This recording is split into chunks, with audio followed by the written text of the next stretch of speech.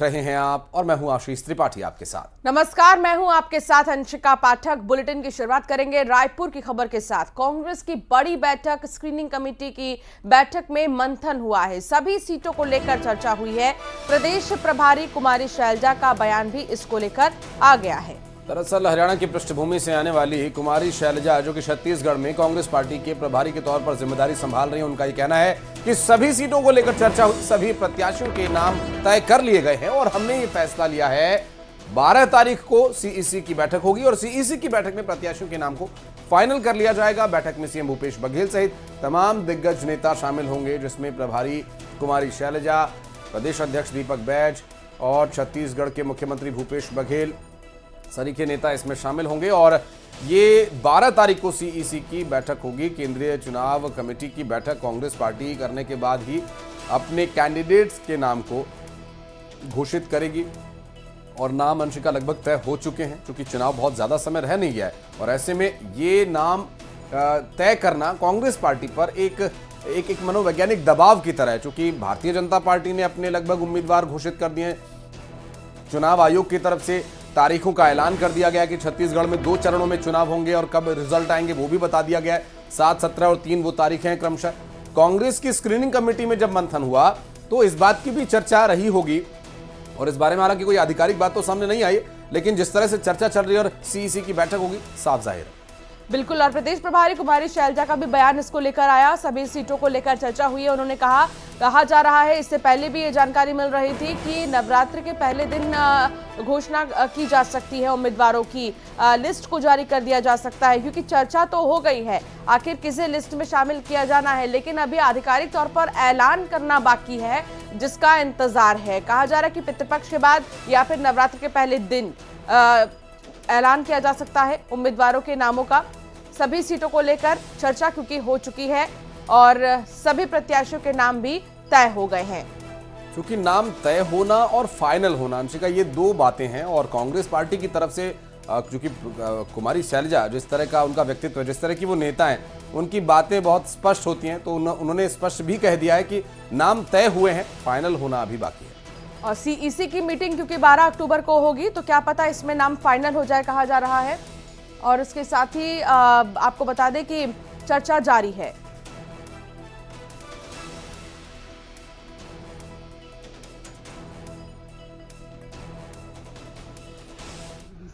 तो सीईसी फैसला करें आप लोग इसको। नहीं, देखो फाइनल वहाँ से होता है, हम अपना काम करके देते हैं। हमने अपना काम करके स्क्रीनिंग कमेटी को दिया, अब कुछ फैसले उनके हैं और उसके बाद फाइनल फैसला होगा सीईसी का, तो आपको बता दिया जाएगा। एक दिन की और बात।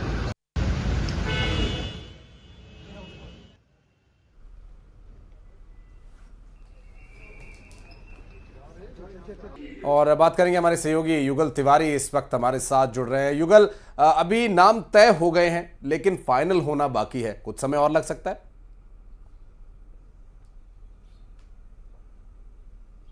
ये बिल्कुल आशीष, जिस तरह से कांग्रेस फूक फूक कर कदम रख रही है और लगातार एक बार नहीं बल्कि ये तीसरी स्क्रीनिंग कमेटी की बैठक है और चुनाव समिति की भी बैठक हो गई है और उन बैठकों में 90 विधानसभा सीटों को लेकर के पूरी तरह से चर्चा की गई है, रायशुमारी की गई है। कौन जो क्षेत्र के संभागवार जो बड़े नेता हैं, चाहे चरणदास महंत हो, टीएस सिंहदेव हो, दीपक बैज हो, इससे पहले भी जो बड़े नेता रहे हैं, मुख्यमंत्री भूपेश बघेल हैं, तमाम बड़े नेताओं का पसंदीदा जो चेहरा है, जो लोग हैं, उन पर भी चर्चा की गई है, रायशुमारी की गई है और टिकट वितरण से पहले किसी तरह की बगावती तेवर ना दिखाएं, कैसे अगर बागी हो रहे हैं तो उनको कैसे साधा जाए, इन तमाम मसलों पर ही चर्चा हुई। देर रात तक स्क्रीनिंग कमेटी की बैठक है वो चलती रही और ये जिस तरह से बयान आए हैं छत्तीसगढ़ की प्रभारी कुमारी शैलजा का, टीएस सिंहदेव का, तो उन्होंने साफ तौर पर कहा है कि नामों पर चर्चा हो चुकी है, यहाँ पर सहमति हो चुकी है और अब सीईसी तय करेगा कि आखिर किन उम्मीदवारों को मैदान में उतारा जा सके। मतलब यही है कि अब फाइनल जो अथॉरिटी है वो सीईसी है। सीईसी लिस्ट जारी करने के बाद ही कांग्रेस के उम्मीदवारों का पता चल पाएगा। और आशीष, जिस तरह से जो है पितृपक्ष को लेकर के कांग्रेस लगातार हमला बोलती रही है और कहा है अगर हिंदू हैं और सनातन मानते हैं तो पितृपक्ष में बीजेपी ने कैसे बीजेपी जो है लिस्ट जारी कर दिया, तो ये तय हो जाता है कि कांग्रेस की जो सूची है एक बात और यहाँ पर जो जानने की लोगों में उत्सुकता होगी और पार्टियों में, राजनीतिक पार्टियों में, कि अभी नाम जो तय हुए हैं ये फाइनल क्या सीईसी की बैठक में ही होंगे? अब चूंकि कांग्रेस पार्टी की तरफ से जो बयान अब तक आए उससे तो ये जाहिर है कि नवरात्रि तक ही नाम घोषित किए जाएंगे, लेकिन पहले क्लियर होना बहुत जरूरी है।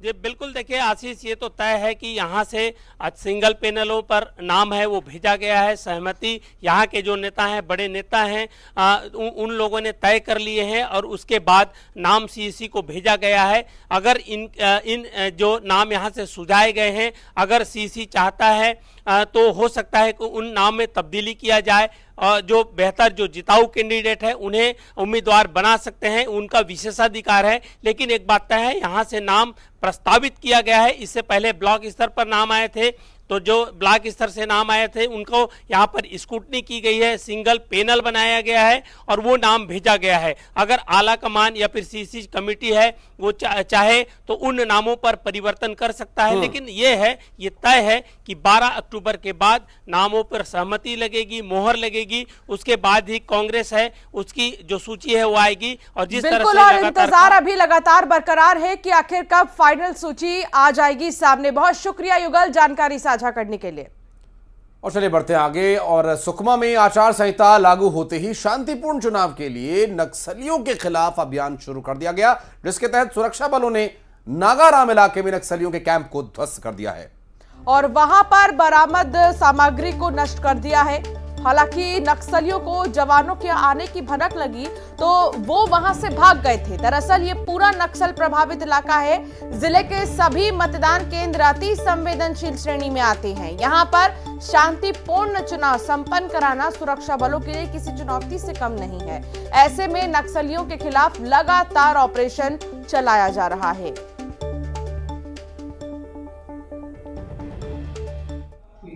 सुकमा जिले के अंतर्गत जो किंजरेल पाट और नागाराम के जंगल है उनमें बड़ी मात्रा में नक्सलियों की उपस्थिति बनी हुई है। इस आसूचना पर कैंप एलार मड़गू, कोत्ता चेरू और मुरलीगुड़ा से डीआरजी, जिला बल, बस्तर फाइटर्स एवं कोबरा 202 के जवान ऑप्स पर रवाना हुए थे। ऑप्स के दौरान इन्हीं स्थानों के घने जंगलों में नक्सलियों के हाइडआउट्स प्राप्त हुए थे, जिन्हें सुरक्षा बलों द्वारा मौके पर ही ध्वस्त किया गया। साथ ही इन हाइडआउट्स में नक्सलियों की बहुत बड़ी मात्रा में सामग्री भी प्राप्त हुई थी, जिन्हें मौके पर बलों के द्वारा नष्ट किया गया है। मनेंद्रगढ़ से खबर, जहां बस स्टैंड पर मारपीट का मामला सामने आया है। बस स्टैंड पर 2 गुटों में मारपीट हुई है। एक युवक गंभीर रूप से घायल हो गया है। धारदार हथियार लेकर पहुंचे थे बदमाश। युवक ने भागकर अपनी जान बचाई। भागकर सिटी कोतवाली पहुंचा था युवक और उसने किसी तरह अपनी जान बचाई। इस पूरे मामले में 2 गुटों के बीच मारपीट का एक वीडियो भी सामने आया। इस वक्त आपकी टीवी स्क्रीन पर आप वो वीडियो देख सकते हैं। उस दौरान का ये वीडियो मोबाइल से रिकॉर्ड किया गया बताया जा रहा है, जहां पर एक शख्स पर धारदार हथियार लेकर पहुंचे लोगों ने हमला करने की कोशिश की। मारपीट उससे पहले हुई थी और किसी तरह से वहां से भागकर पीड़ित ने अपनी जान बचाई, ऐसी जानकारी मिल रही है। बस स्टैंड पर मारपीट का ही मामला।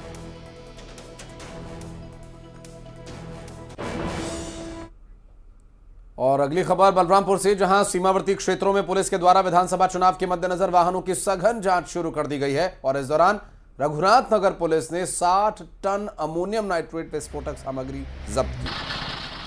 और इसी के साथ पुलिस ने ट्रक में सवार 3 आरोपियों को भी गिरफ्तार कर लिया है। साथ ही 2 ट्रकों को भी पुलिस ने जब्त कर लिया है। पूछताछ के दौरान पुलिस ने जब चालकों से विस्फोटक दस्तावेज की मांग की तो किसी भी प्रकार के दस्तावेज पेश नहीं किए गए। पुलिस ने विस्फोटक जब्त कर आगे की कार्रवाई शुरू कर दी है।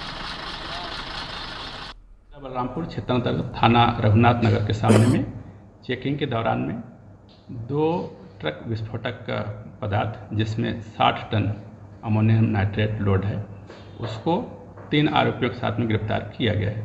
जब्त 2 ट्रक के अंदर 60 टन अमोनियम नाइट्रेट, जिसमें से एक अमोनियम नाइट्रेट है जो विशाखापट्टनम से परिवहन होकर आ रहा था, 30 टन का अमोनियम नाइट्रेट। दूसरा अमोनियम नाइट्रेट जो बेमेतरा से लोड होकर के आ रहा था। दोनों को स्पेशल ब्लास्ट लिमिटेड बैठन के लिए रवाना किया गया था, जो अपने बीच पर इसको बरामद किया गया है, जब्त कार्रवाई की गई है। इन दोनों विस्फोटक पदार्थों की कीमत लगभग 25.5 लाख रुपए का होना पाया गया है। खबरों में आगे बढ़ेंगे। महासमुंद से खबर, जहां लाखों का सोना चांदी पकड़ा गया है। 40 लाख रुपए के सोना चांदी के साथ 3 आरोपी पकड़े गए हैं। लग्जरी कार में मिले भारी मात्रा में सोने और चांदी के आभूषण ओडिशा से छत्तीसगढ़ लाए जा रहे थे। इसमें 3 आरोपी पकड़े गए हैं और आपको बता दें कि चेक पोस्ट टिमरी नाका के पास ये कार्रवाई की गई। जांच में पुलिस जुटी हुई है। महासमुंद के कुमाखान पुलिस ने कार्रवाई करते हुए ये ज्वेलरी पकड़ी है। इसमें आप तस्वीरों में भी देख सकते हैं, इसमें सोने और चांदी के आभूषण मौजूद हैं, लेकिन इसके बारे में कोई वैध दस्तावेज जो पकड़े गए लोग हैं वो नहीं दिखा सके। अब ऐसे में इन पर कार्रवाई की जा रही है, जांच की जा रही है। क्या ये चोरी का सामान है, तस्करी का सामान है, या इसे कहां ले जाया जा रहा था और कौन लोग इनके साथ अभी जुड़े हुए हैं।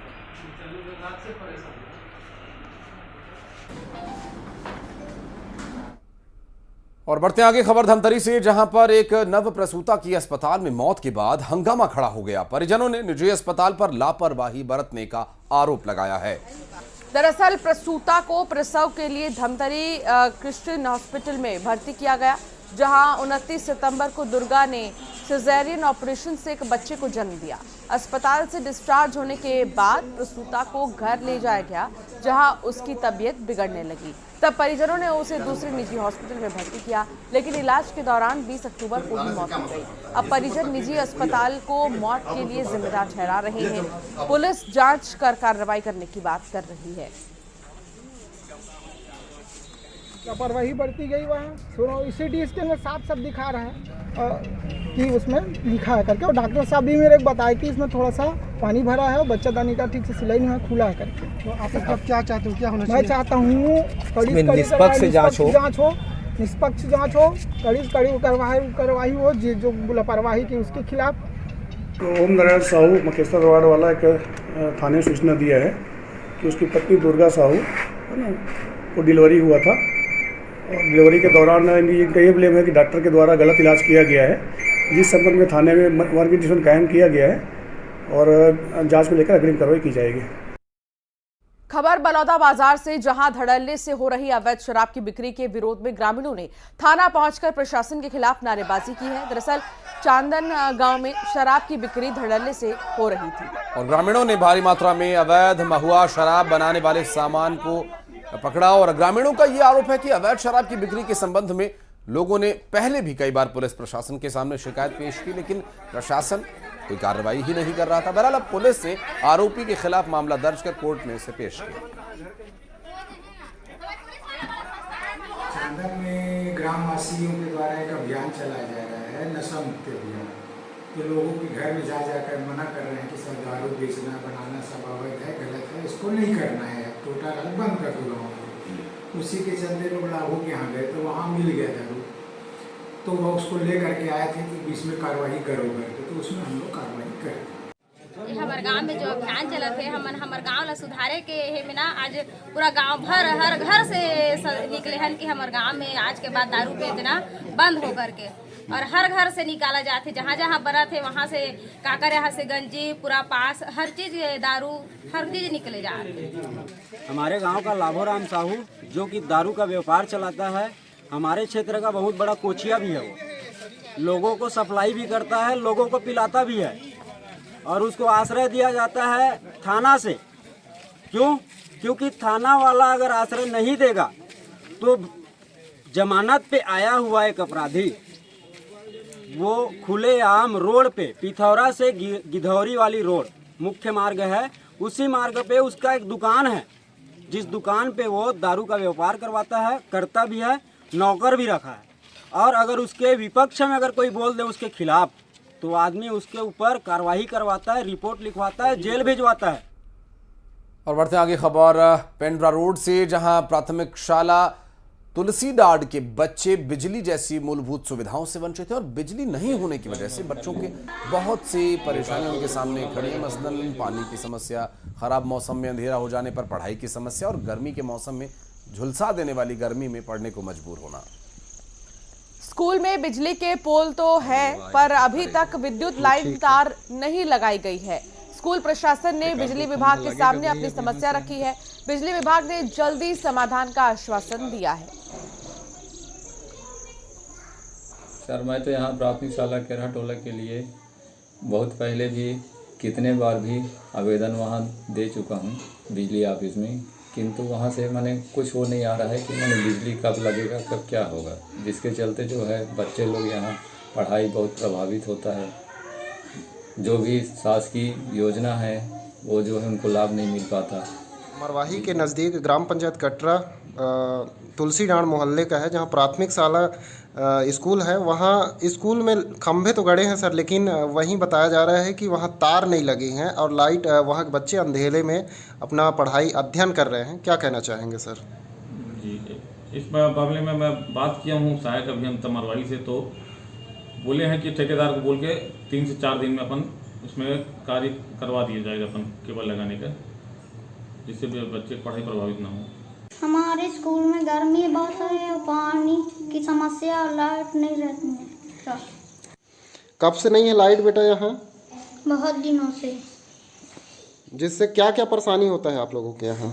हमारे यहाँ पढ़ने लिखने का समस्या होता है। खबर गरियाबंद से, जहां न्यूज 18 की खबर का बड़ा असर हुआ है। नगर पंचायत फिंगेश्वर में डायरिया के 5 मरीज मिलने के बाद हड़कंप मचा हुआ था। न्यूज 18 की खबर दिखाने के बाद खंड चिकित्सा अधिकारी की पूरी टीम वार्ड में पहुंची।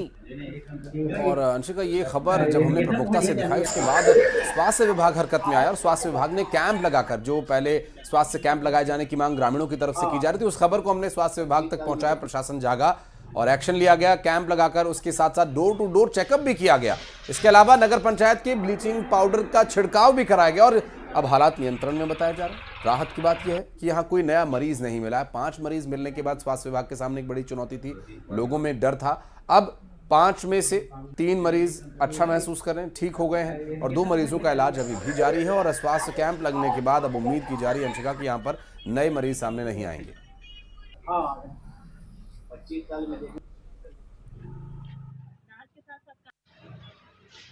आज सवेरे ही जो है फिंगेश्वर नगर पंचायत के वार्ड क्रमांक 15 में सूचना मिली कि डायरिया के मरीज हैं और एक मरीज जो है भर्ती है और एक वायरल का मरीज जो है हॉस्पिटल फिंगेश्वर में एडमिट है।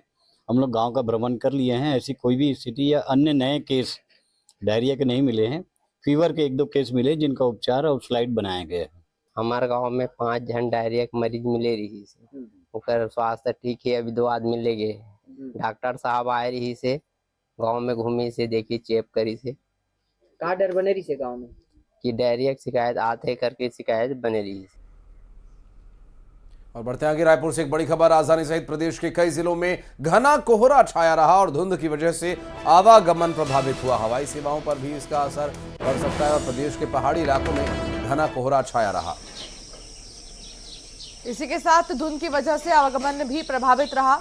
हवाई सेवाओं पर भी इसका असर पड़ सकता है। प्रदेश के पहाड़ी इलाकों में भी घना कोहरा छाया है। तस्वीरों के जरिए आपको दिखा रहे हैं जहां विजिबिलिटी 0 है और हवाई सेवाओं पर भी इसका असर पड़ेगा। इतना ही नहीं, प्रदेश के पहाड़ी इलाकों में सबसे ज्यादा कोहरा देखने को मिला। राजधानी सहित आप देखिए किस तरीके से सर्दी के सीजन की शुरुआत हो गई है और यहाँ पर बहुत ही ज्यादा कोहरा नजर आया।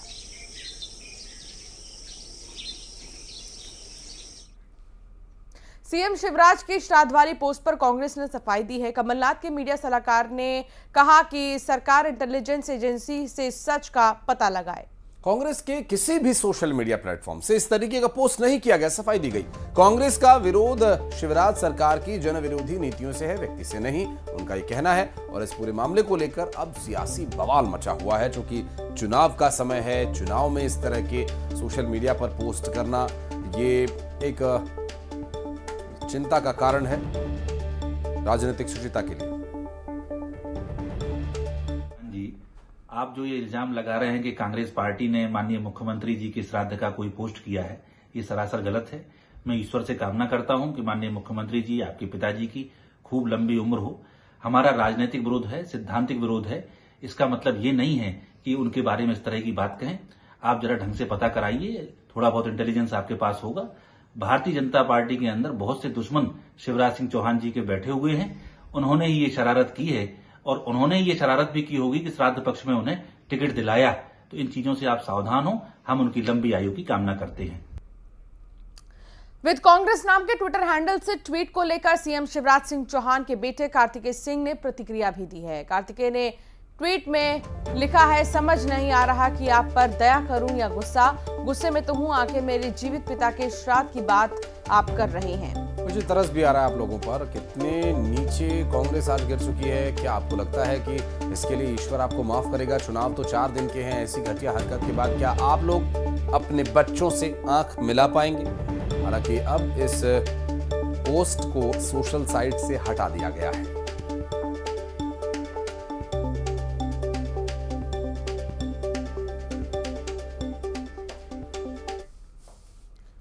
और बीजेपी के विधायक रामेश्वर शर्मा ने कांग्रेस पर हमला बोला। उन्होंने कहा कि कांग्रेस मानसिक रूप से दिवालिया हो चुकी है। कांग्रेस के श्राद्ध वाले पोस्ट पर बीजेपी विधायक रामेश्वर शर्मा ने कहा, क्या हिंदुओं के तीर्थ स्थल पर जाना श्राद्ध हो गया है? इसी के साथ कांग्रेस सत्ता के लिए किसी भी हद तक जा सकती है, ये भी कहा जा रहा है। तो कई सवालिया निशान यहां पर देखने को मिल रहे हैं और इसमें कांग्रेस के श्राद्ध वाले ट्वीट पर बीजेपी के विधायक रामेश्वर शर्मा ने पलटवार दिया है और कहा कि क्या हिंदुओं के तीर्थ स्थल पर जाना श्राद्ध हो गया? कांग्रेस सत्ता के लिए किसी भी हद तक जा रही है। मुझे लगता है कि कांग्रेस की वांशिक दिवालियापन हो चुकी है। कांग्रेस पागलपन के दौर पर गुजर रही है। सत्ता के लिए कांग्रेस कुछ भी छोटे मोटे हथकंडे अपना रही है। क्या कांग्रेस के नेता ये भूल गए? क्या लोकतंत्र की परिभाषा में ये सब ठीक है? एक मध्य प्रदेश का जननायक, बेटियों का और बहनों का भाई और मामा और किसानों और मजदूरों का हितैषी और 8 करोड़ जनता का जननायक माननीय मुख्यमंत्री शिवराज सिंह चौहान को मामा का श्राद्ध कह रहे हैं?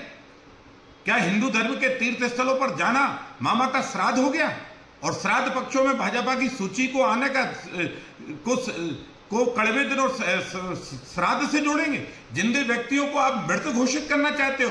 अरे कांग्रेस और कमलनाथ इतने पागलपंथ के दौर से मत गुजरो। सनातन धर्म का इतना अपमान मत करो कि पहले तुम्हारे कई लोगों ने सनातन को जो है रोग कहा, अब सनातन को मानने वाले लोगों को आप जीवित व्यक्तियों को का श्राद्ध की तुलना कर रहे हो। थोड़ी सी सोचो। सत्ता के लिए पागल मत हो। सत्ता संस्कार की बेहतर होती है, सत्ता पागलपन की बेहतर नहीं होती। पागलपन की 15 महीने की सत्ता मध्य प्रदेश की जनता ने देखा है। अरे कांग्रेस की श्राद्ध होगा। और इसी के साथ इस बुलेटिन में फिलहाल इतना ही। आगे भी खबरें जारी रहेंगी, आप बने रहिए हमारे साथ।